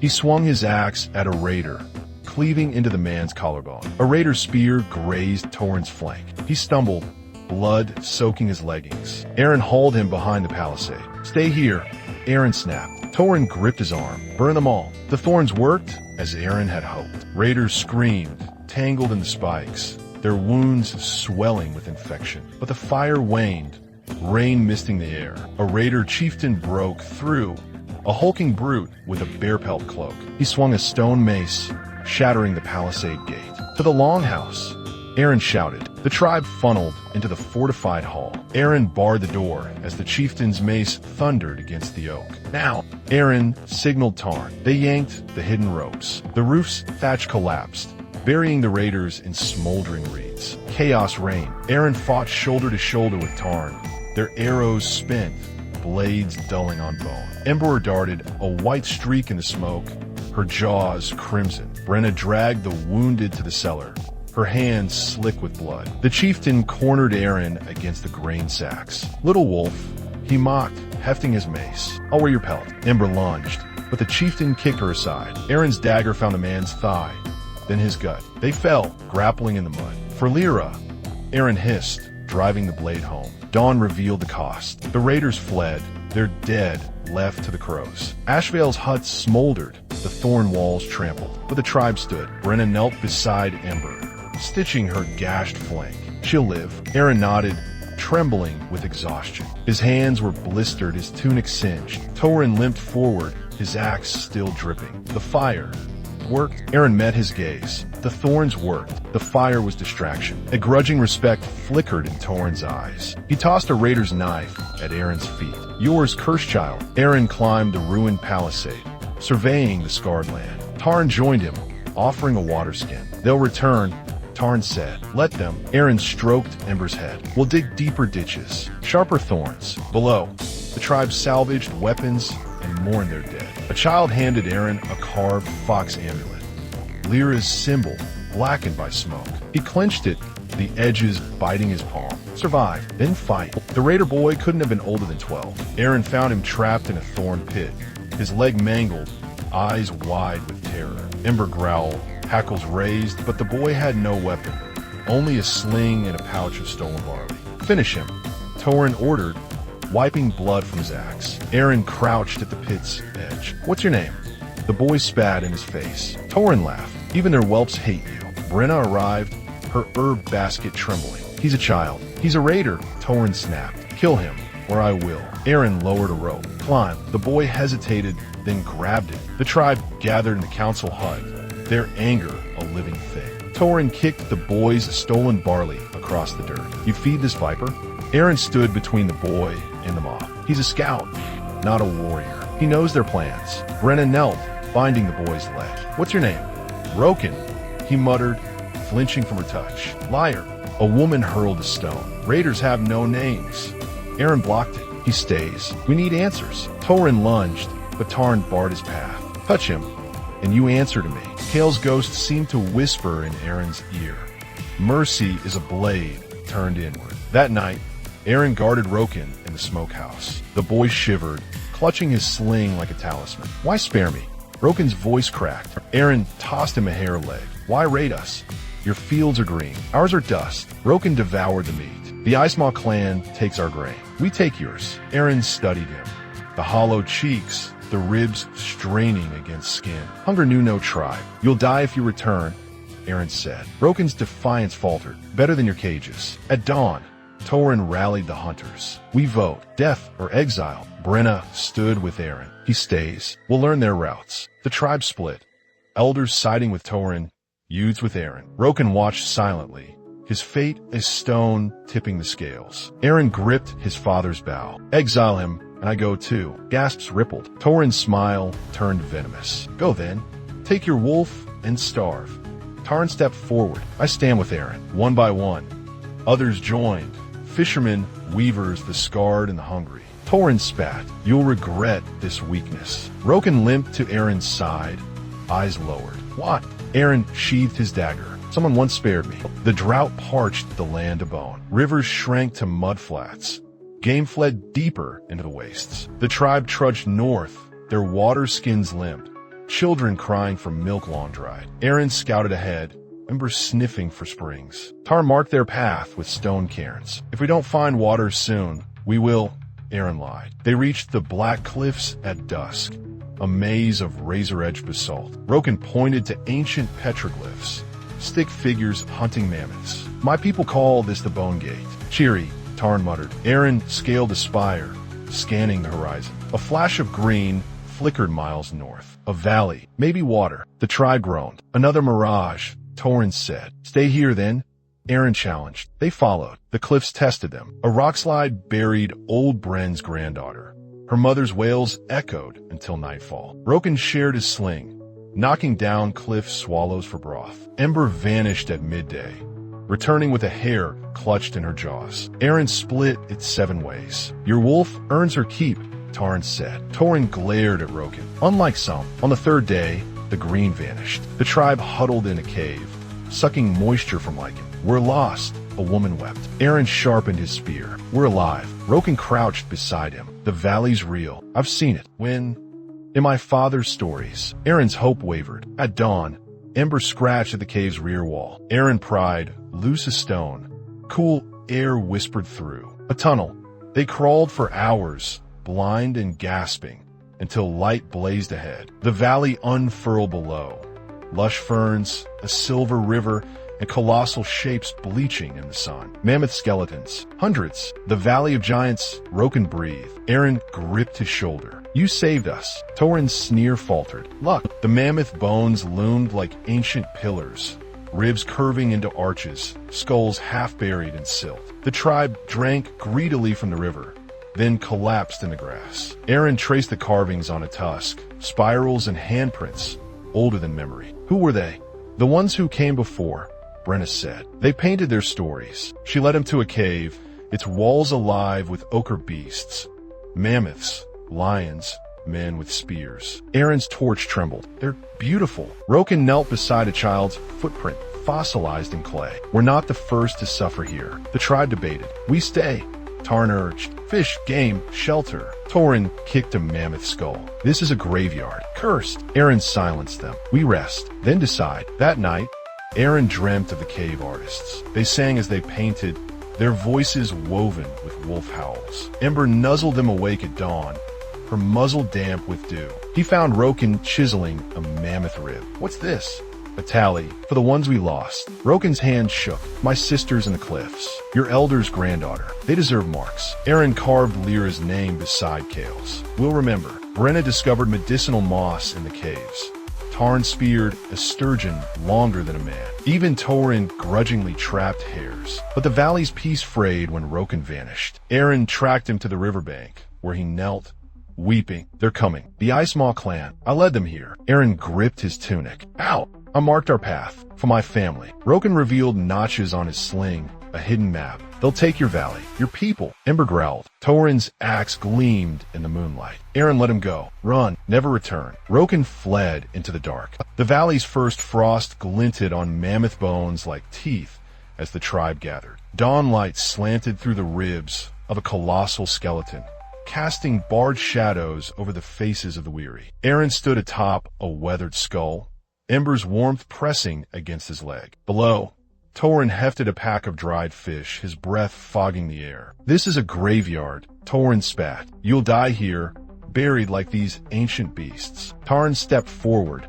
his new spear carved from a mammoth tusk. Then we'll die fighting, better than crawling back to ash. Brenna knelt by the river, grinding poisonous monkshood root into paste. The valley gives medicine. It gives life. It gives nothing. Torin kicked a pebble into the water. The Ice Maw comes, and you fools dig trenches like mice. Arin raised Kale's bow, its grip worn smooth by his father's hands. We vote. Stay or go. Choose now. The tribe split like rotten wood. Old Bren stayed, her gnarled fingers tracing the cave paintings. My granddaughter's spirit walks here. I'll keep her company. Tarn's lovers, Mira and her twin toddlers, clutched each other. We go south, Mira whispered, for the children. Tarn's face hardened. He handed her a flint dagger. Stay alive. Torin's followers gathered tools and seed sacks, avoiding Arin's gaze. Only Rokin's betrayal hung unspoken, a wound too fresh to poke. Arin intercepted Torin at the valley's narrow pass. Take these. He tossed him a pouch of arrowheads and a sealed birch bark map. Torin sneered. Charity. Directions to Ashvale's hidden caches, buried before the fire. Arin's voice softened. There's barley, flint, medicinal herbs. Torin stared at the map, his throat bobbing. Why? Because they're your people too. For a heartbeat. The old hatred wavered. Then Torin shouldered his pack. When you die, I'll piss on your grave. The remaining tribe numbered 23. Hunters with fire in their eyes, elders with nothing left to lose, and Arin, leader by default. They fortified the valley with grim ingenuity. Tarn's team lashed mammoth ribs into palisades, their curves forming a wall no raider could scale without losing flesh. Children collected thorns, their small hands bleeding as they wove them into brush barriers. Brenna dipped arrowheads in her monkshood paste, humming death chants. Ember proved vital. She herded deer into hidden gullies for slaughter and nosed out a freshwater spring beneath a bone pile. At dusk, she brought Arin a wolf's shed tooth, a talisman he strung around his neck. That night, Arin found Tarn sharpening spears by firelight. You could have gone with Mira. Tarn's jaw tightened. She's safer without me. You don't believe that. No. Tarn stabbed the whetstone. But I'll sleep easier knowing I bought her time. Arin thought of Lyra, her laughter in the quarry, her final glance as Gorin dragged her away. We'll see them again. Tarn's silence said everything. Brenna cornered Arin at the cave's mouth. You're pushing too hard. The children are collapsing. Arin watched the boys stagger under an armful of kindling. The Ice Maw won't care if they're tired, nor will they care if we become monsters. She pressed a hand to his chest. Feed them. Rest them. Or this fight isn't worth winning. He relented, ordering a feast of roasted venison and wild onions. As the tribe ate, Brenna told tales of the cave painters, how they danced under wolf-shaped constellations and sung storms into silence. Ember howled along, her voice echoing off ancient bones. Scouts returned at dawn, their faces ashen. The Ice Maw camp at the Black Cliffs, one gasped. 3 days' march. Arin climbed the tallest palisade, staring north. The horizon simmered with the promise of smoke. Prepare the valley, he ordered. They worked without sleep. Arin rigged deadfalls, pits lined with mammoth ribs, hidden under mats of grass. Tarn's hunters stockpiled river stones, perfect for crushing skulls from the cliffs. Brenna poisoned the western springs, leaving only the central river clean. Ember shadowed Arin, her claws clicking on bone-dry earth. At midday, she dragged him to a crevice behind the waterfall. Inside, a cache of ochre paint and charred torches lay preserved. The ancients left gifts, Arin murmured. They painted their faces at dusk, wolf snarls and spirals, just like the cave walls. The children trembled, but stood taller. That night, Arin dreamt of Kale. His father stood in the valley, whole and unbroken, stringing a bow with ghostly sinew. You fight for ash, Kale said, but you'll burn anyway. Arin woke to Ember's growl. The first signal fire blazed on the northern ridge. Tarn shook him. They're here. Arin strapped on his quiver. Light the trenches. The valley's bones trembled as the Ice Maw descended. The valley's silence broke at dawn. Arin crouched by the river,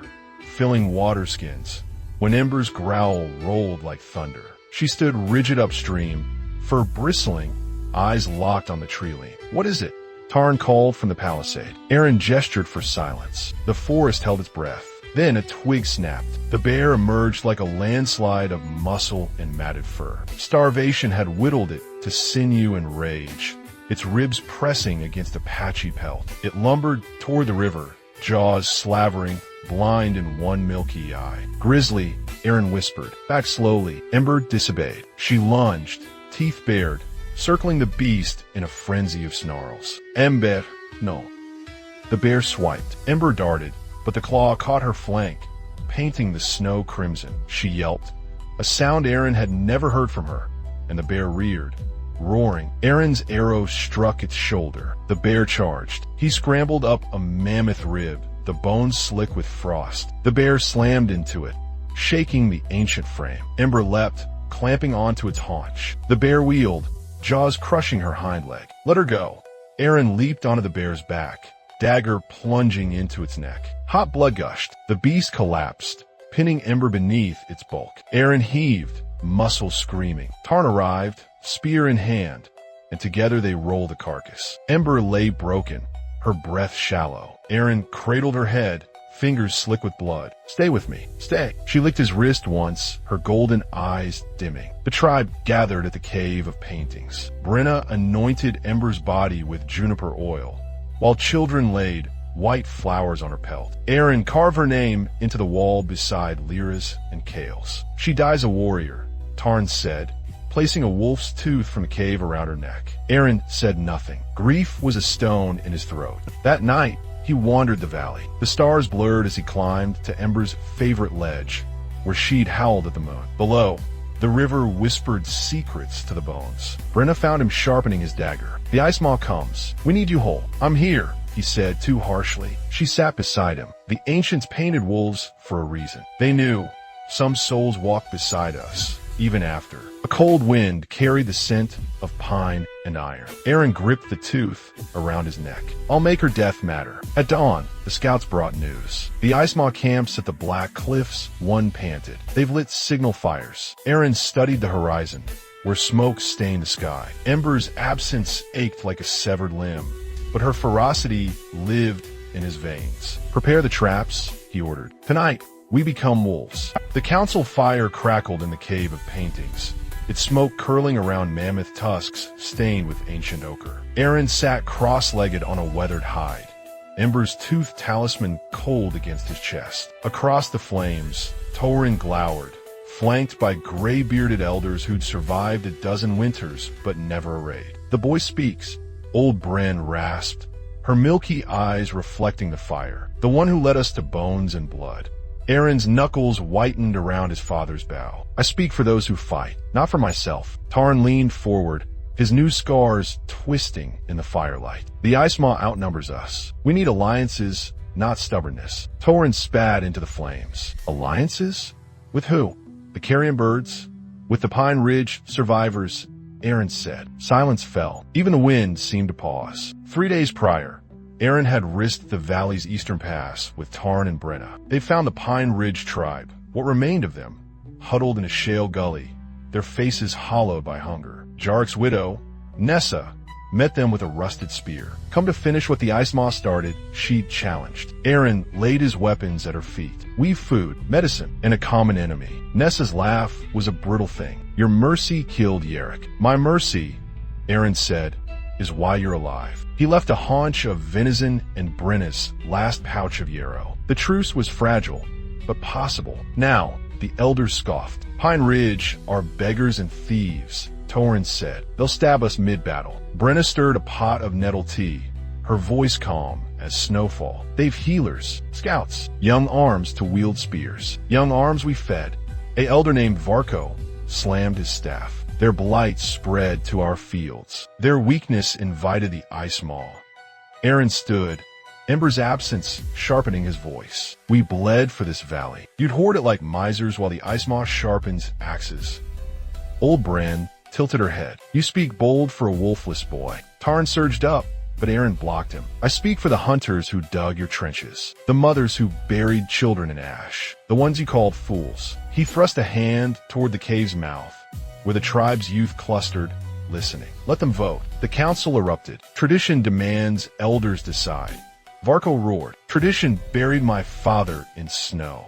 Arin shot back. Tradition sold my sister for pelts. What has tradition saved lately? A girl no older than 12 stepped into the firelight.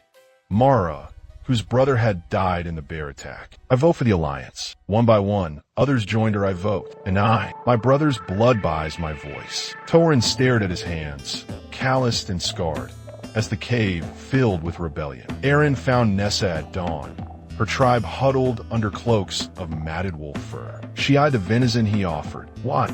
Because the ice maw killed Yerrick, Arin said, just like they kill my wolf. Her gaze flickered to the tooth at his throat. You loved it. Arin met her eyes. And yes, Nessa took the meat. We fight, but if your elders betray us, they won't. Arin handed her a flint dagger. I'll be there. The alliance was sealed with blood and smoke. Pine Ridge scouts mapped the Ice Maw's camp.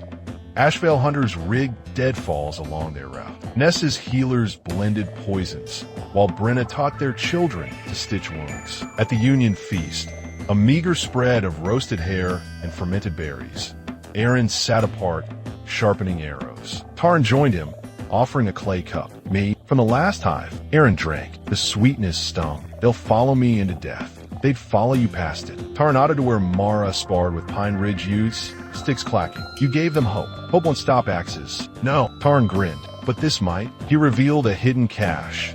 3 sacks of mammoth tar, sticky and reeking. The ancients painted with it. We'll burn with it. The council convened one last time. Old Bren clasped Arin's wrist, her grip surprisingly strong. You stand as elder now. But mark me, boy, leadership is a slow poison. Arin placed her hand on a cave painting, a wolf pack circling a mammoth. Then we'll spit it out together. That night, he dreamt of Ember. She ran through star-flecked meadows, her pelt whole, legs unbroken. Howl louder, she seemed to say. They'll hear you. At dawn, the signal fires burned. Nessa's hands were steady as she stitched the gash on Arin's forearm, her fingers calloused from grinding herbs and gripping spears. They sat in the healer's tent, the air thick with the scent of crushed yarrow and juniper smoke. Outside, Pine Ridge hunters sharpened blades, their distrustful glances piercing the hide walls. Hold still, Nessa muttered, tugging the sinew thread.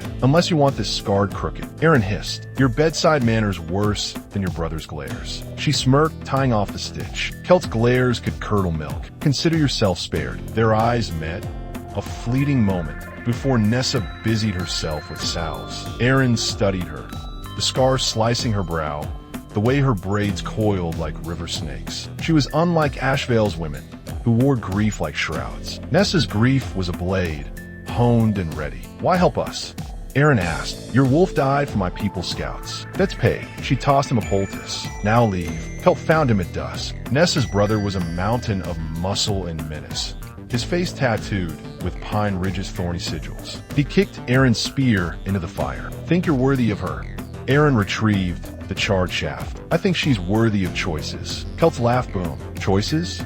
You Ashvale rats trade women like pelts. The insult hung in the air, sharp as a drawn blade. Tarn stepped forward, but Arin shook his head. Name your challenge, Celt. Let's end this. The trial of roots, Celt said, grinning. 3 days in the Deadwood. Survive with nothing but your hands. If you return, you are nothing. If you fail, your tribe abandons the valley. Nessa emerged from the shadows. The trial is for kin. He's not.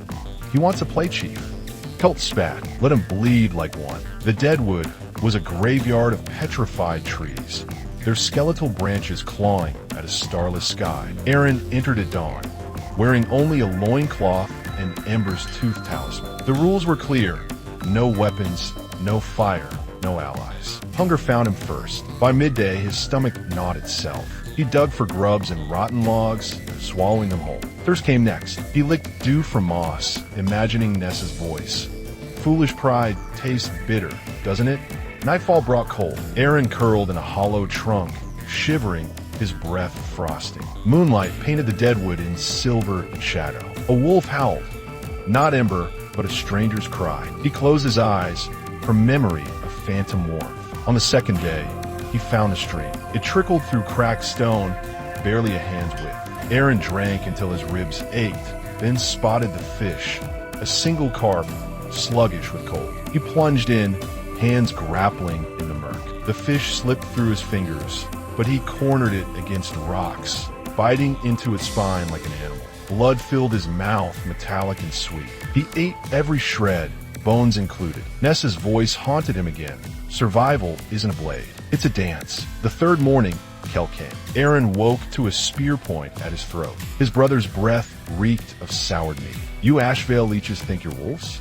You're maggots. My sister deserves a chief, not a cursed child. Arin's muscles screamed as he stood. And you? What does she say? Kelt swung. Arin ducked, the spear gouging stone. They grappled, barehanded, brutal. Arin's punches were weak from hunger, but he fought dirty. Knees to guts, thumbs to eyes. Kelt headbutted him, stars exploding behind his lids. Yield, Kelt growled, pinning him. Arin spat blood. Never. A horn blared. Nessa stood atop a ridge, her own cheek bleeding. Enough. The trial's mine to judge. She bandaged Arin's wounds in silence, her touch gentler than before. Kelt watched, seething, as the tribe gathered. He didn't survive alone, Kelt accused. You aided him. Nessa lifted Arin's hand, revealing the carp's teeth marks. He ate raw fish, drank from a poison stream. She pointed to his swollen lips, the waters tainted with hemlock root. He'll be dead by moonrise. Arin's gut twisted, not from poison, but betrayal. Nessa pressed a clay vial into his palm. Antidote. Forfeit the valley and drink. The tribe held its breath. Arin uncorked the vial, the liquid inside sloshing like dark laughter. He poured it into the dirt. The valley stays. Kelt roared, lunging, but Nessa blocked him. Honor the trial, brother. That night, fever raged. Arin writhed in his hut, sweat-drenched. Visions of Ember and Kale twisting in the smoke. Nessa knelt beside him, forcing bitter tea down his throat. Why? He rasped. To prove you choose your people over life. Her thumb brushed his burning cheek. Foolish pride. Arin gripped her wrist. And you? She lingered in the doorway, moonlight etching her silhouette. I choose to stay. The valley held its breath. Arin crouched in the shadow of a mammoth skull, the night air thick with the tang of mammoth tar and damp soil. Ember's tooth pressed cold against his chest, a silent plea for courage. Below, Tarn and Nessa huddled over a smoldering fire pit, their faces gaunt in the flickering light. Scouts should have returned by now, Tarn muttered, sharpening his bone spear. Nessa adjusted the wolf pelt across her shoulders, a gift from Arin after the trial. The ice maw moves like ghosts. We won't hear them until... A falcon's cry pierced the dark, twice. The signal. Arin surged to his feet. They're here. The attack came from the east, where the river curved thin and shallow. Ice maw warriors waited silently, their bodies smeared with ash, blades glinting like teeth. Arin counted 20, 30, 50, a tide of hunger and steel. Now he roared. Tarn hurled a torch into the tar-lined trench. Flames erupted, painting the valley in hellish red. Raiders screamed as molten tar clung to skin, but the rest charged undeterred. Arin knocked an arrow, aimed for the throat. The first shot dropped a man mid-leap. The second missed, embedding in a shield. Hold the line. Nessa rallied her Pine Ridge archers. Arrows rained, but the ice moss surged, clambering over mammoth bone palisades. Kelt met them with a roar, his axe cleaving a raider's skull. For Pine Ridge, Arin leaped into the fray, dagger in hand. The world narrowed to blood and breath. A raider's club grazed his temple. He retaliated with a gut stab, warm viscera spilling over his fingers. Ember's ghost seemed to snarl beside him. Faster, harder. Nessa fought like a storm, her spear a silver blur. She drove back 2 raiders, then faltered as a knife slashed her thigh. Arin caught her, hauling her behind a bone barricade. Stay down, he ordered. She shoved him off. I don't take orders from fools who court death. A raider lunged. Nessa's spear found his eye. The tide turned at the gully. Ice maw reinforcements flanked the valley, their war chief, a hulking brute with a bear skull helm, leading the charge. Arin whistled 3 sharp notes. Tarn's team yanked hidden ropes. The ground gave way, swallowing raiders into pits lined with mammoth ribs. Screams echoed, but the bear chief vaulted the trap, his axe shattering a defender's collarbone. Arin grabbed a tar pot. Distract him. Kelt charged, howling. The bear chief swung, but Kelt ducked, grappling his waist. Arin lobbed the pot. It shattered at their feet. Fire. Nessa's arrow, tipped with smoldering moss, struck the spill. Flames engulfed the bear chief. He stumbled, howling, into his own men. The raiders wavered. Ashvale and Pine Ridge pressed the advantage, driving them toward the poison springs. Raiders drank greedily, then crumpled, clutching their throats. By dawn, the valley stank of charred flesh and victory. Arin slumped against a palisade, his dagger hand trembling. Brenna hobbled past, her herb satchel dripping blood. We lost 12, 20 wounded. Taran limped over, his left arm hanging useless. The bear chief, dead. Arin nodded to the smoldering corpse. Kelt, alive, bitching about scorched eyebrows. Nessa approached, her leg bandaged. She tossed Arin a water skin. Your traps worked. Our traps, he corrected. Their fingers brushed. A spark quickly smothered. In the cave of paintings, the tribes mourned. Arin traced Ember's name on the wall, then added 12 new marks. Mara, the girl who'd voted for Alliance, knelt beside him. My brother's here now, she whispered, pointing to his fresh mark. With the wolves and giants. Arin placed a white stone at the base of the mural. Tell him we'll sing his story. Kelt found him at the pyres. You fight decently. Arin fed a plank to the flames. So do you. Nessa stais. Kelt's voice roughened. But if you hurt her, I'll tie my own noose. The fire crackled, devouring the dead. Arin wondered if the ashes would nourish the valley or poison it. Nessa joined him as the stars emerged. The ice maw will return. Let them. Arin handed her Ember's tooth. We'll be ready. She clasped it, her palm warm against his. Somewhere a wolf howled, a living one this time. The night sky stretched endless and cold over Ashvale, the stars sharp as flint shards. Arin knelt in the frost-rimed grass, his son's small hand clasped in his own. The boy, barely 6 winters old and already fear-sighed, traced the constellation of the running wolf with his free hand, breath fogging the air. See how its tail points north. Arin said, that's how Kale the Elder found this valley. Follow the wolf, he'd say, and you'll never starve. But the wolf died, the boy whispered. Arin's thumb brushed the tooth talisman at his throat. Ember's tooth, now intertwined with Nessa's braided hair. Wolves live in the land, in the stories we carve. The boy Kale frowned. Stories don't fill bellies. Arin chuckled, ruffling his son's dark curls. No, but they teach us how to fill them. Nessa approached, her shadow long in the moonlight. She carried a newborn wrapped in wolf pelts, her steps silent as the hunter she'd always been. He should be asleep. He's learning the stars, Arin said. He's learning stubbornness. She kissed Kale's head. To bed, little wolf. Dawn comes early. The boy groaned but obeyed, darting to the hearth where his sister slept. Nessa sat beside Arin, the infant nuzzling her chest. Do you ever miss it? The fight. He watched the northern horizon, where the Ice Maw's descendants now traded salt and song with Ashvale. I miss the ones we lost, not the blood. A white wolf pup, Ember's great-grand cub, patted from the shadows, licking Arin's palm. He smiled. Some tracks never fade. At dawn, Arin led Kale to the mammoth graveyard. The boy carried a child-sized spear, its tip blunted for practice. Frost crunched underfoot, and the valley exhaled mist like ancestral breath. Watch the snow, Arin instructed. What do you see? Kale crouched, mittens brushing the tracks of a hare. It's scared, running sideways. Why? Because the boy peered at the staggered prints. Something chased it? Arin nodded. Now find the chaser. Kale scrambled, cheeks reddening in the cold. He stopped at a patch of disturbed snow. Fox. Look closer. The boy gasped. Wolf tracks. But they're old. Frozen under new snow. Arin knelt, pride warming his chest. The land remembers, even when we don't. They reached the cave of paintings as the sun crested the peaks. Kale traced the ochre wolves with reverent fingers. Did you fight here, Papa? We did, and we bled. Arin lifted him to a newer carving, a bear engulfed in flames, surrounded by stick figures with spears. Your Uncle Tarn drew this, to remember the ambush. Is he watching us?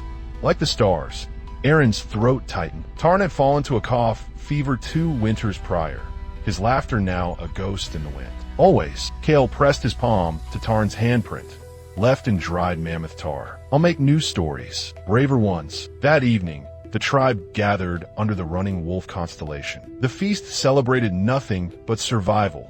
Roasted venison, fermented berries, and honey bread traded from the Ice Maw. Kale danced with the hunters, mimicking their spear thrusts, while Nessa sang the old burial chants, her voice softer with age. Arin slipped away, climbing to Ember's ledge. The white wolf pup followed, nipping at his heels. Below, the valley hummed with life.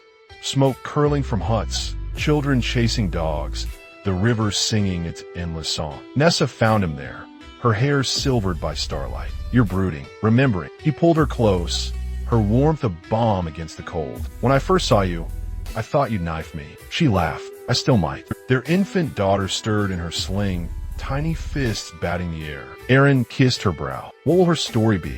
Nessa's smile was a promise, hers to carve. Cale joined them at midnight, clutching Arin's old fox amulet. Teach me the wolf song. Arin lifted him onto the ledge. Together, they howled a raw, rising cry that echoed off the bones of giants. The tribe answered, voices weaving through the valley, and for a heartbeat, the past and present blurred. Cale's howl cracked, earnest and unashamed. Arin saw himself in the boy's furrowed brow, his stubborn jut of chin, but also Cale the elder's steadiness, Lyra's compassion, Tarn's fire. Again, Cale demanded. They howled until the stars blurred, until the pup yipped in protest, until Nessa herded them home. By the hearth, Arin sharpened his father's bow. Cale slept nearby, the fox amulet clutched to his chest. Nessa hummed as she nursed their daughter. The wolf pup curled at her feet. In the quiet, Arin traced the carvings on the bow, faded tally marks of hunts long past. He added a new one, deep and sure. We endure, the mark said. We remember. Outside, the stars wheeled, etching their timeless tracks across the dark.